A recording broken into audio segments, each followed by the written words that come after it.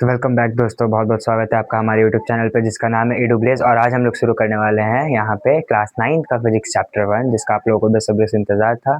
और इस चैप्टर का नाम है विज्ञान और मापन। यहाँ पे हम लोग सीखेंगे कि विज्ञान क्या होता है। जैसे कि चैप्टर में ही लिखा है विज्ञान और मापन, तो हम लोग को पहले जानना होगा कि विज्ञान क्या होता है, फिर जानेंगे कि मापन क्या होता है, मापन का मात्रक क्या होता है, राशि क्या होती है, आधारी राशि, व्युत्पन्न राशि, फिर मात्रक, व्युत्पन्न मात्रक, आधारी मात्रक, बहुत सारी चीज़ हम लोग इसमें सीखने वाले हैं और बहुत ही ईजी तरीके से। ठीक है, तो हम लोग सबसे पहले स्टार्ट करते हैं कि विज्ञान से। चैप्टर का नाम है विज्ञान और मापन। हम लोग स्टार्ट करते हैं विज्ञान। विज्ञान क्या होता है? तो इंग्लिश में देखा जाए तो विज्ञान को हम लोग साइंस कहते हैं। ठीक है, तो विज्ञान का परिभाषा होता है, विज्ञान का मतलब होता है जानना, किसी भी नए चीज़ के बारे में जानना, वो क्या कहलाता है? विज्ञान कहलाता है। ठीक है, तो विज्ञान का हम लोग परिभाषा एक दे सकते हैं, जिसका परिभाषा है कि सावधानी पूर्वक और क्रमबद्ध तरीके से किए गए प्रयोगों और परीक्षणों द्वारा प्राप्त ज्ञान को ही विज्ञान कहते हैं। ठीक है, आइए इसको हम लोग एक बार अच्छे से समझ लेते हैं, क्योंकि इसमें बहुत सारे नए वर्ड्स हैं जो आप लोग को देखने को मिले होंगे। ठीक है, जैसे कि हमने यहाँ पे लिख रखा है कि विज्ञान, विज्ञान क्या होता है? तो विज्ञान सावधानी पूर्वक और क्रमबद्ध तरीके से किए गए प्रयोगों और प्रेक्षणों द्वारा प्राप्त ज्ञान को ही विज्ञान कहता है। जैसा कि हमने कहा वही चीज़ मैंने यहाँ पे लिख रखा है। ठीक है, तो सावधानी पूर्वक कहने का क्या मतलब है, पहले हम लोग इस चीज़ के बारे में जानते हैं। तो आप लोग कभी किसी लैबोरेटरी में गए होंगे। लैबोरेटरी मतलब जहाँ पे लैब होता है, जहाँ पे बहुत सारी केमिकल्स होती है, जहाँ पे लोग अलग अलग टेस्ट करते हैं केमिकल को केमिकल से मिला करके, है ना। तो उन सब में हम लोग को सावधानी बरतने की बहुत ज़रूरत होती है। जैसे कि बहुत सारे केमिकल लैब में रखे होते हैं, तो क्या हम लोग किसी भी केमिकल को किसी भी चीज़ में तो नहीं मिला सकते ना, तब तो ब्लास्ट हो जाएगा, कुछ भी हो सकता है। तो हम लोग क्या करते हैं कि सावधानी से ध्यान से देख करके कि किस केमिकल को किस चीज़ में मिलाएंगे तो क्या रिएक्शन होगा, वो सब चीज़ को हम लोग ध्यान में रखते हैं ना। तो यही हो गया सावधानी पूर्वक। अब जैसे कि मान लीजिए कि हम लोग को इतना तो पता है कि वाटर को क्या कहते हैं, H2O कहते हैं, यानी कि हाइड्रोजन और ऑक्सीजन को जब हम लोग मिक्स करेंगे तो वो क्या बन जाएगा? वाटर बन जाएगा, पानी बन जाएगा। तो पानी बनाएंगे तो हम लोग को पता है ना कि हाइड्रोजन और वाटर, ये हाइड्रोजन और ऑक्सीजन ही मिक्स करना है ना। ऐसा तो नहीं है कि हम लोग और भी कुछ मिक्स कर देते हैं। तो यही होता है सावधानी पूर्वक, मतलब कि हम लोग को पता है तो सावधानी से हम लोग हाइड्रोजन को मिला रहे हैं और ऑक्सीजन को मिला रहे हैं देख करके, है ना, कि वो ऑक्सीजन ही है ना, वो हाइड्रोजन ही है ना, वो लोग देखते हैं ध्यान से, उसके बाद मिलाते हैं, तब ना पानी बनता है। तो यही है विज्ञान में यहाँ पे मतलब सावधानी पूर्वक का। क्रमबद्ध का मतलब क्या होता है? तो क्रमबद्ध का मतलब होता है सीक्वेंस, लगातार एक के बाद एक, एक के बाद एक। ठीक है, तो क्रमबद्ध, जो कि क्रमबद्ध में दो चीज़ आता है, एक क्रम और एक बद्ध। मतलब कि क्रम का मतलब होता है लगातार, एक क्रम में फिर दो क्रम से एक के बाद दो आता है, दो के बाद तीन आता है, तीन के बाद चार आता है ना, एक के बाद तो चार नहीं आता। तो ये हो गया क्रमबद्ध। तो इसमें विज्ञान का क्या मामला है? तो सावधानी पूर्वक और क्रमबद्ध तरीके से, मतलब कि हमने क्या किया कि सावधानी पूर्वक, पहले हमने सावधानी पूर्वक हाइड्रोजन और ऑक्सीजन को देखा कि क्या है। अब क्रमबद्ध तरीके से पहले हाइड्रोजन मिलाएंगे फिर ऑक्सीजन मिलाएंगे, है ना। ऐसा तो नहीं है कि पहले ऑक्सीजन मिला देंगे फिर हाइड्रोजन मिला देंगे, नहीं, तो पहले हाइड्रोजन मिलाएंगे, उसको गर्म करेंगे तो उसका जो हाइड्रोजन का एक अणु बनेगा, फिर ऑक्सीजन उसमें हम लोग मिलाएंगे, तब जाकर के वाटर बनेगा। डायरेक्टली नहीं बन पाता है ना। तो यही है यहाँ पे सावधानी पूर्वक और क्रमबद्ध तरीके से किए गए प्रयोग। प्रयोग का मतलब क्या होता है? तो प्रयोग का मतलब होता है किसी भी चीज़ का जब हम लोग आविष्कार करते हैं ना, प्रयोग करते हैं, डायरेक्टली कोई भी चीज़ तो नहीं बन जाता है। तो प्रयोगों का मतलब होता है कि जो भी हम लोग एक्सपेरिमेंट करते हैं ना, जो भी हम लोग एक्सपेरिमेंट करते हैं लैब में जाकर के, तो वो डायरेक्टली तो नहीं होता है ना। अब ऐसा थोड़ी है कि हम लोग पहली बार किसी चीज़ का ट्राई करने गए कि हम लोग को आज ये चीज़ बनाना है और एक बार में बन करके तैयार हो जाता है ना।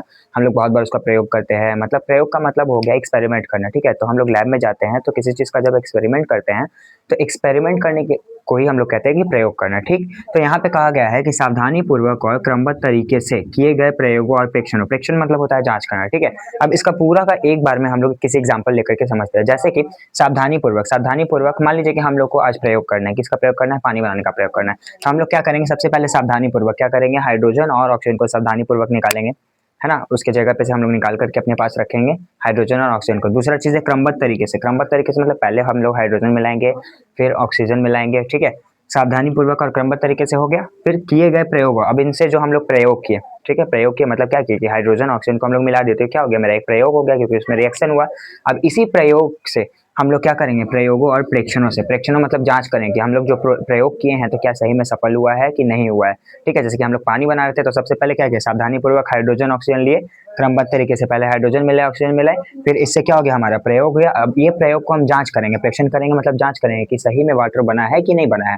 और अगर बन गया है तो इससे क्या प्राप्त हुआ? हमको ज्ञान प्राप्त हुआ। ज्ञान प्राप्त हुआ ना कि हाइड्रोजन और ऑक्सीजन मिलाने से हम लोगों को पानी बनता है। तो इसी प्राप्त ज्ञान को, किसी भी चीज़ का प्रयोग जब हम करते हैं कि सावधानी पूर्वक और क्रमबद्ध तरीके से, तो उस प्रयोग का जांच करने के बाद जो हम लोग को ज्ञान प्राप्त होता है वही कहलाता है विज्ञान। ठीक है, आप लोगों को समझ में आ गया होगा।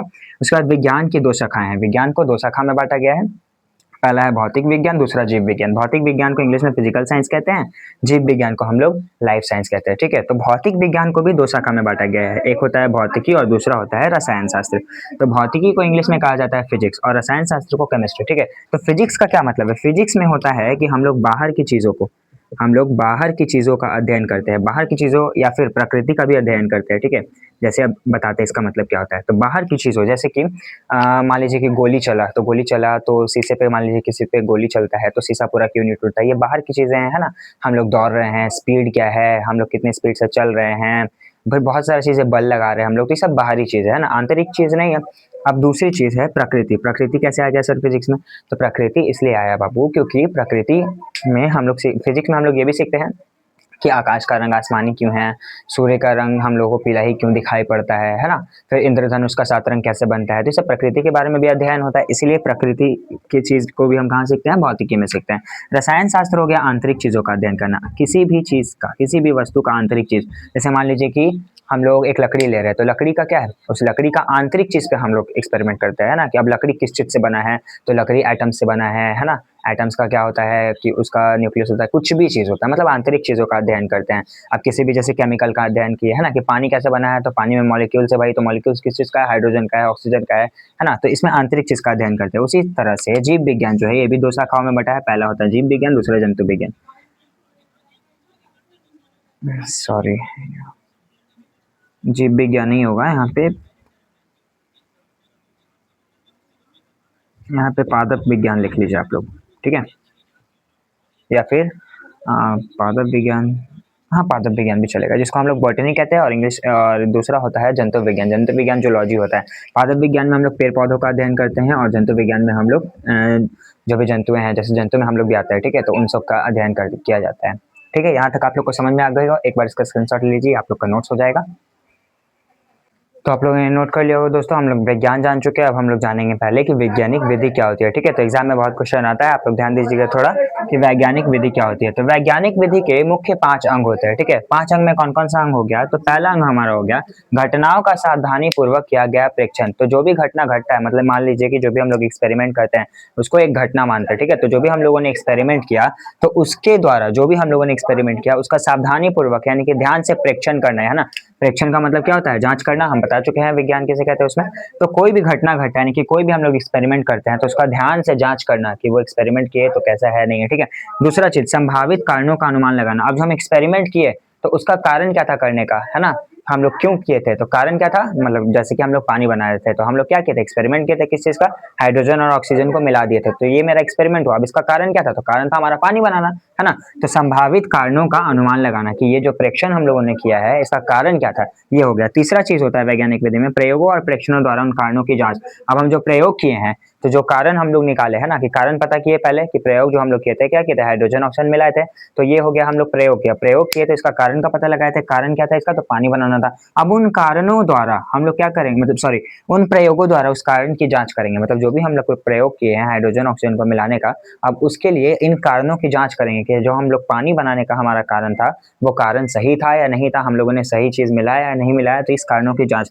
अब चौथा चीज आ गया जांचों के आधार पर, मतलब जो भी हम लोग जांच किए कि जो हम लोग को पानी बनाना था तो वो सही था या नहीं था, उस जांच के आधार पर हम लोग निष्कर्ष पे पहुंचते हैं।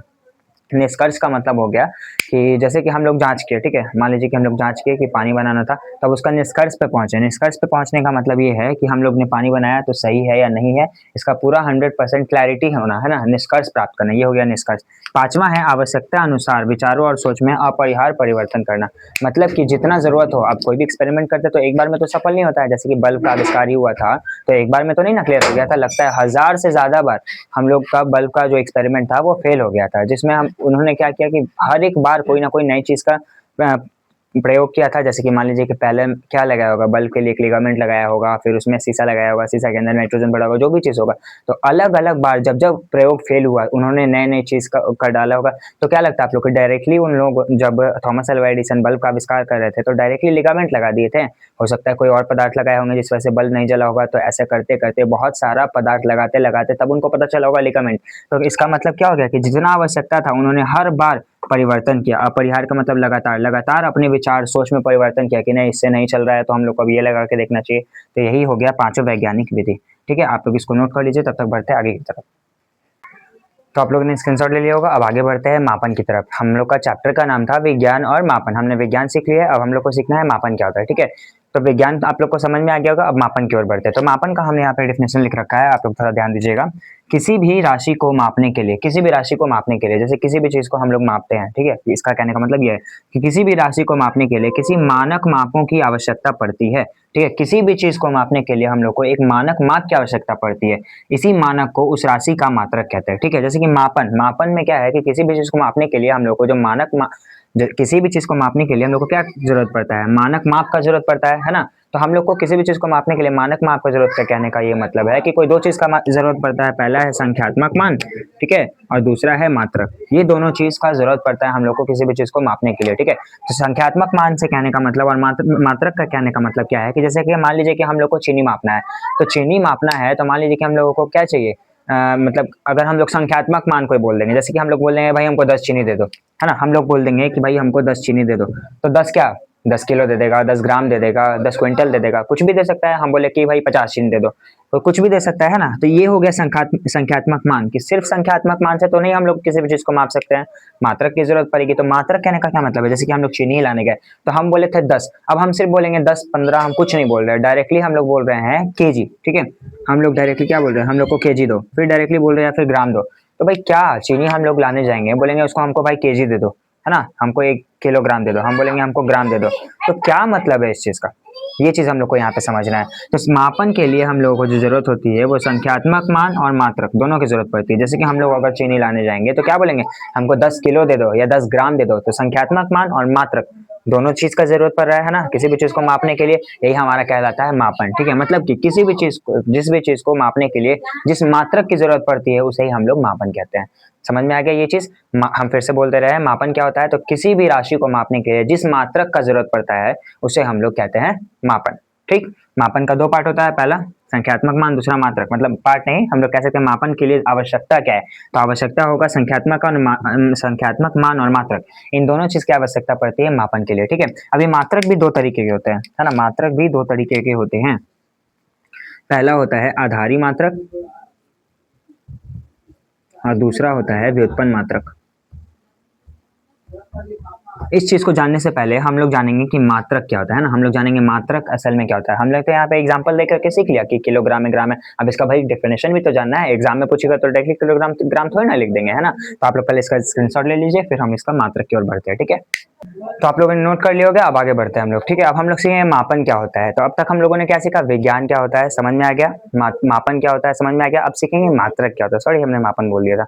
तो मात्रक क्या होता है, तो हम लोग शुरू करते हैं। ठीक है, तो किसी भौतिक राशि को मापने के लिए जिस मानक का प्रयोग किया जाता है उसे मात्रक कहता है। अब इसका क्या मतलब है, भौतिक राशि को मापने के लिए, भौतिक राशि मतलब क्या, जैसे कि दूरी भौतिक राशि है। ठीक है, अभी हम लोग सीखेंगे कि राशि क्या होती है, आधारी राशि, व्युत्पन्न राशि क्या होती है, हम लोग सीखेंगे। पहले हम लोग समझते हैं भौतिक राशि दूरी हो गई, ठीक है, दूरी हो गए या फिर वजन हो गया, ये सब क्या है भौतिक राशि में आता है। ठीक है, तो उस भौतिक राशि को मापने के लिए, मतलब कि दूरी को मापने के लिए जिस चीज का जरूरत पड़ता है वही क्या कहलाता है, मात्रक कहलाता है ना। दूरी क्या है, भौतिक राशि है, तो भौतिक राशि को मापने के लिए जिस चीज का जरूरत पड़ता है उसे हम लोग कहते हैं मात्रक। ठीक है, अब वजन मापना है, वजन भी क्या है, भौतिक राशि है, तो भौतिक राशि वो भी, यानी कि वजन को मापने के लिए भी जिस चीज का जरूरत पड़ेगा वो भी हमारा क्या कहलाएगा, मात्रक कहलाएगा। ठीक है, तो जैसे कि हम लोग देखते हैं, हम लोग का क्या है, लंबाई, लंबाई जैसे कि दूरी को हम लोग मापते हैं, है ना, दूरी क्या है, भौतिक राशि है, तो दूरी को हम लोग मापेंगे किस चीज में मापेंगे, लंबाई में। उसी तरीके से हम लोग मापेंगे वजन को, किसी भी चीज के वजन को, वजन यानी कि वेट, है ना। तो इस चीज, ये भी क्या है हमारा, ये भी हमारा भौतिक राशि है, तो इसको हम लोग मापते हैं द्रव्यमान में। अब जैसे कि समय ले ले, समय, तो समय भी हमारा भौतिक राशि है, समय को किस चीज में मापते हैं हम लोग, समय को हम लोग मापते हैं सेकेंड में। ठीक है, तो लंबाई हो गया, द्रव्यमान हो गया, और यहाँ पे हो गया सेकेंड, होगा सेकेंड। ठीक है, ये हो गया सेकेंड, ये मात्रक है, बल मात्रक नहीं है, सॉरी, बल का मात्रक हो जाएगा आपका, बल का मात्रक होता है न्यूटन। हाँ, तो बल का मात्रक होगा न्यूटन। तो बल को किस चीज में मापते हैं हम लोग, तो न्यूटन में मापते हैं। तो ये बल का क्या हो गया, मात्रक हो गया। ठीक है, मतलब कि जो भी भौतिक राशि है उसको मापने के लिए जिस चीज का यूज करते हैं उसे हम लोग मात्रक कहते हैं। ठीक है, अभी मात्रक 2 तरह के होते हैं, एक आधारी मात्रक होता है और एक व्युत्पन्न मात्रक होता है। अब इन दोनों जानने से पहले हम लोग जानेंगे आपकी भौतिक राशि क्या होती है, या फिर हम लोग जानेंगे कि राशि क्या होती है। ठीक है, तो पहले इसका स्क्रीनशॉट ले लीजिए, उसके बाद हम लोग बढ़ते हैं आगे की तरफ। ठीक है, तो आप लोगों ने नोट कर लिया होगा। अब हम लोग आगे की तरफ बढ़ते हैं, ठीक है। तो आगे हम लोग को पढ़ना है कि भौतिक राशियाँ क्या होती हैं। तो जिस राशि को मापा जा सके उसे भौतिक राशियाँ कहते हैं। जैसे कि जिस चीज़ को भी हम लोग माप सकते हैं उसे भौतिक राशि कह सकते हैं, ठीक है। जैसे द्रव्यमान, वजन, वजन को हम लोग माप सकते हैं, है ना, किलोग्राम में माप सकते हैं। लंबाई, लंबाई को माप सकते हैं मीटर में, किलोमीटर में हम लोग माप सकते हैं। उसी तरीके से समय, समय को भी हम लोग माप सकते हैं, सेकंड में मापा जाता है समय को। आप लोग को पता होगा बल, बल को भी हम माप सकते हैं। कितना हमने बल लगाया किसी चीज़ पे, कितना ताकत से हमने ढकेला, तो बल को मापते हैं न्यूटन में, ठीक है। तो जिस चीज़ को हम लोग माप सकते हैं उसे हम लोग भौतिक राशि कहते हैं, ठीक है। अब भौतिक राशि दो प्रकार की होती है, पहली आधारी राशि, दूसरा होता है व्युत्पन्न राशि। तो आइए समझते हैं कि करके। आधारी राशि वो होती है जो स्वतंत्र रूप से मानी जाती है। इसका डिफिनेशन आप लोग लिख सकते हैं कि आधारी राशियाँ वे राशियाँ होती है जो स्वतंत्र रूप में मानी जाती हैं और वह किसी राशि पर निर्भर नहीं रहता, ठीक है। अब स्वतंत्र है, आज़ाद है, तो किसी दूसरे पर डिपेंड थोड़ी रहेगा। जैसे हम लोग को मान लीजिए कि मेरे पास बहुत पैसा है, हम आज़ाद हैं, हम कुछ भी कहीं भी कर सकते हैं, तो हमको किसी दूसरे पे आश्रित रहने का जरूरत है नहीं, है ना। तो उसी तरीके से आधारी राशि क्या होती है, जो स्वतंत्र मानी जाती है, इसे किसी अन्य राशि पर निर्भर नहीं रहना पड़ता। लेकिन व्युत्पन्न राशि ठीक इसका उल्टा है, यह स्वतंत्र नहीं माना जाता है, ये आधारी राशि पे ही निर्भर रहता है। ये जो आधारी राशि है ना, इस पे निर्भर रहेगा कौन, व्युत्पन्न राशि। तो इसका डिफिनेशन लिख सकते हैं कि व्युत्पन्न राशि वे राशियां होती है जो स्वतंत्र रूप में मानी नहीं जाती हैं और यह आधारी राशियों पे निर्भर होती हैं, ठीक है। तो इसे आधारी आधारी राशि को हम लोग आधारी मात्रक भी कहते हैं, व्युत्पन्न राशि को हम लोग व्युत्पन्न मात्रक भी कहते हैं। आधारी राशि का एग्जाम्पल क्या हो गया, मीटर। मीटर को हम लोग मान लीजिए कि लंबाई को मापना है तो मीटर में नापे, तो मीटर को किसी और चीज का जरूरत है नहीं ना है। अभी हम लोग देखेंगे कि कैसे ये इस पे आश्रित होता है, ठीक है। तो मीटर है, समय है, द्रव्यमान है, ये सब क्या है, ये सब आधारी मात्रक है। इन सब चीजों को किसी चीज की आवश्यकता नहीं पड़ती। लेकिन यहाँ पे अगर आप देख लीजिए तो क्षेत्रफल है, आयतन है, घनत्व है, इसको आधारी मात्रक का जरूरत लेना पड़ेगा। क्यों, क्योंकि क्षेत्रफल का मात्रक क्या होता है, मीटर स्क्वायर होता है। तो मीटर स्क्वायर कैसे बना, मीटर गुने मीटर से। तो मीटर क्या है भाई, मीटर तो है हमारा आधारी राशि। तो आधारी राशि का जरूरत पड़ा ना व्युत्पन्न राशि बनाने के लिए। अब जैसे आयतन है, तो आयतन का क्या होता है, मीटर क्यूब होता है। तो मीटर क्यूब का क्या मतलब है, metre into metre into metre. तो मीटर तो लेना पड़ा ना आखिर, तो मीटर क्या है हमारा आधारी राशि है, ठीक है। अब घनत्व है, तो घनत्व क्या होता है, तो घनत्व का फॉर्मूला होता है आपका, घनत्व का फॉर्मूला भी याद नहीं आ रहा, लेकिन ये भी हमारा व्युत्पन्न मात्रक होगा, ठीक है। तो आप लोग इस सॉरी आधारी मात्रक पर निर्भर होगा, ठीक है। तो आप लोग इसका स्क्रीनशॉट ले लीजिए जल्दी से।